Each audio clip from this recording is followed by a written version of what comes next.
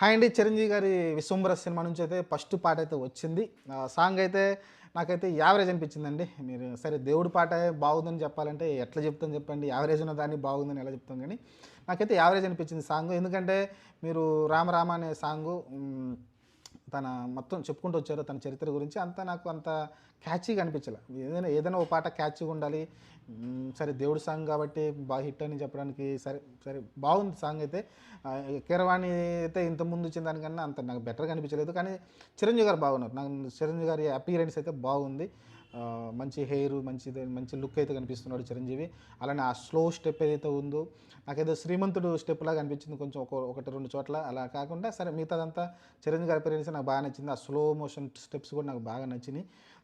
కానీ సాంగ్ అయితే అంత క్యాచీగా అనిపించలేదు నాకైతే నిజం చెప్పాలంటే. మీకు సేమ్ ఇదే సాంగ్ మీరు చూసుకుంటే మీరు 'శ్రీమంతులో' ఒక సాంగ్ ఉంటది. స్టార్టింగ్‌లోనే వస్తుంది మీకు 'రామ రామ' సాంగ్ అనే వస్తది. సేమ్ ఈ సాంగ్ కూడా అలానే స్టార్ట్ అవుతుంది. కానీ ఓవరాల్ చూసుకుంటే ఇది స్లోగా స్టార్ట్ అవుతుంది.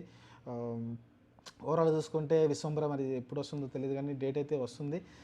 సరే సాంగ్స్ రిలీజ్ చేశారంటే ఇంక త్వరలోనే రిలీజ్ కాబోతుంది అనుకుంటా.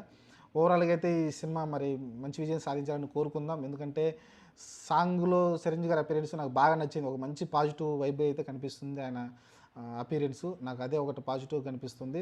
మరి చూద్దాం ఏం జరగబోద్దో. 'విశ్వంబర'లో చాలా ఏదేదో కొత్త కొత్త లోకాలు చూపిస్తున్నారు. మనం ఏదైతే టీజర్ చూసాం కదా! ఆ టీజర్‌లో కొత్త కొత్త లోకాలనైతే చూపిస్తా ఉన్నారు. ఓవరాల్‌గా చూసుకుంటే 'చిరంజీవి' గారు మంచి లుక్స్‌తో కనిపిస్తున్నారు. ఏదైతే అది 'బోలా శంకరు' మిగతా వచ్చినియి కదా! అయి అంత ఇంప్రెస్ చేయలేదు.